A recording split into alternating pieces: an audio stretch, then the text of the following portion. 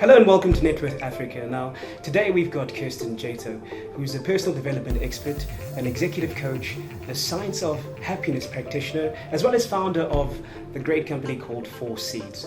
Cool. Thanks for joining us, Kerstin. Thank you. Nice to be here. Now, did you have an entrepreneurial sort of background growing up? Just tell us a bit about your upbringing and how you... No, I didn't. I went after school, I did a computer course and then straight away into corporate, where I stayed for about 18, 19 years. So after corporate, I decided then where to from here. Didn't have a clear plan. Took about a sabbatical for about 6 months. And then decided that I had no intention going back to corporate, and the only way from there was starting my own business. Now, how did you sort of come to that conclusion? I mean, a lot of people sort of get stuck in the corporate field and in terms of the safety of it and because it's a different world jumping from entrepreneurial to corporate. It's the uncertainty. How did you sort of deal with that shift in your mind? It takes quite a lot of time, and like you mentioned, the certainty, the safety. And then going from there to a very risky environment.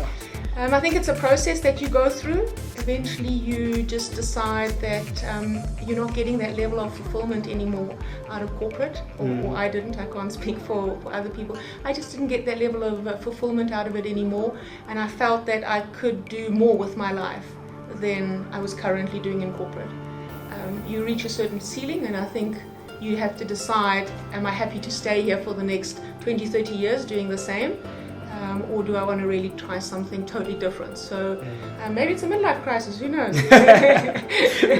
But what sort of strategies would you sort of give to them or to be able to sort of be in the position that you're in right now? Because there are a lot of people who are frustrated and unhappy at work. What strategies would you say they should start looking into or start employing? Yeah, I think if you have the idea of moving from corporate to an entrepreneurial environment, 2 important aspects that I could maybe give you is decide what you want to do as an entrepreneur so that you have a clear plan. Start researching it, start understanding the industry. So do that level of homework and research information beforehand. So that's the one. And the second one is try and analyze or think about a financial plan. Because as you're leaving corporate, your monthly salary most probably won't be happening anymore. And as an entrepreneur, you definitely will not be earning that same salary, if even a salary for a few months. So you need to find out how are you going to bridge that process. And you also need to think about how you're going to capitalize your new business. So there's that kind of level. So it's a lot of that pre-planning and thinking that happens. I think one has to be streetwise and smart and not just jump into it blindly and go, okay, well, let's be optimistic and hopeful and just hope it will go. Because we know the stats. Most entrepreneurs fail within the second year and they just liquidate, which is not the stats we want to keep on encouraging. We actually want the ones that do succeed. So I think it's that kind of level of planning. Find role models who've done it before, talk to them, understand how they've done it. So really understand how things work, and see what your natural skills are, and work on those. Because as an entrepreneur, we often go in with an idea of being a jack of all trades and a master of none. And that doesn't work well, as most entrepreneurs know. So it's also understanding what's my strengths and what support do I need, what team do I need to build around me that I can leverage on. So it's those kind of pre-planning phases that I would encourage anybody to look at before they move. Now, when you decided to sort of, that's it, I'm out of this corporate scene, how exactly did you go about starting the company, and what were some of the obstacles and challenges that you faced?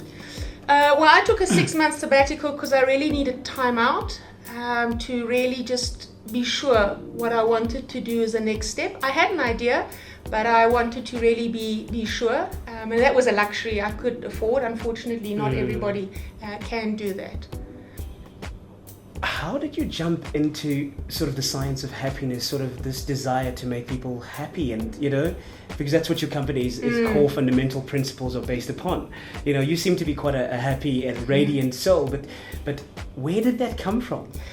I think it's something that that weathers you down in a certain stage where corporate does sometimes just weather you down. You function a lot, you're very driven on performance, reaching those goals. So it's a lot of those items.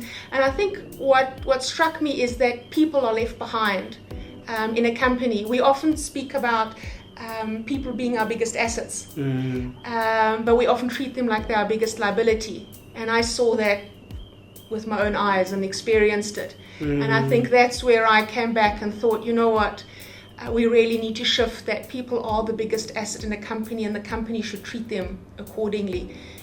So having a competitive edge or really growing from year to year is not about having more products and having better services. It's also about having an inspirational team, because that's really where it all happens. And if you look at somebody like Zappos, the CEO calls himself the CEO of happiness. Yes. He actually calls himself that, and that's what he focuses on 24 hours a day, is to make sure that his staff and his team is happy, because through that they're becoming creative and they're engaged and they're committed. Yes. So they think about Zappos 24/7, and that he really takes all the strength out of them and really uses their talents and their skills, and that's made the company very successful. Google's the same, Virgin is the same.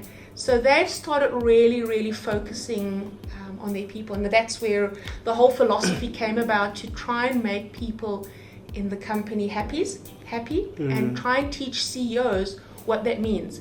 So my ultimate dream is to go to a strategic meeting where on their agenda would be human capital as a line item, and not only just financials and strategy and markets and sales, but actually give a platform where people can be seen and have that voice.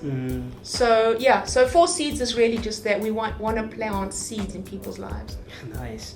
Now, as you know, there's a very high statistic that shocked me when I first saw it, is 87% of people worldwide are sort of disengaged or unhappy at work. Now, what advice would you sort of give to the entrepreneur who sort of has had a couple of years running but has employed maybe 10 people or so, but most of them are unengaged? Because it's also a shocking statistic that on a year basis between 350 to 500 million dollars is lost due to people not pitching up for work, people just not doing their work, and I mean, it's a lot of things that's not right within that sphere. So what advice would you give entrepreneurs? It's an interesting stat, because I quite understand how a managing director feels bereaved, if I can call it that, for paying somebody 100% of their salary and getting between 30 and 40% of their actual mental capacity. So I can understand that there's an imbalance. The question is, how do you rectify it? And that's what were you really asking? Yes. I suppose what you could do is for a leader to really understand that each individual is unique, and each individual needs to be motivated in their own way. So ideas that you could use is trying to understand what that individual's strengths are and how do they apply to that job or role position that they have. If they're not, are they in the right job, or should they be moved? Understanding how people really operate and allowing them to have a lot of choice in what they also want to achieve or what their goals are. Because often the scenario happens where you say to somebody, okay, this is what I need from you by Wednesday or whatever, off you go. You are not giving the person any room to become creative, put in their input or give feedback. It's more an instruction and command kind of process. So you're not working with the individual. So it's also asking them, what is your strength and how can you do it, and what would you think and how can you put in input. So giving the person choice on deliveries and how they want to deliver it, and those kind of items allows people to feel really valued and appreciated. And once you get that going, that's great. I think the biggest key we're still challenged with in this century, and I think it will become worse as time goes, is communication. Is serious, honest communication, really face-to-face communication still has the most value.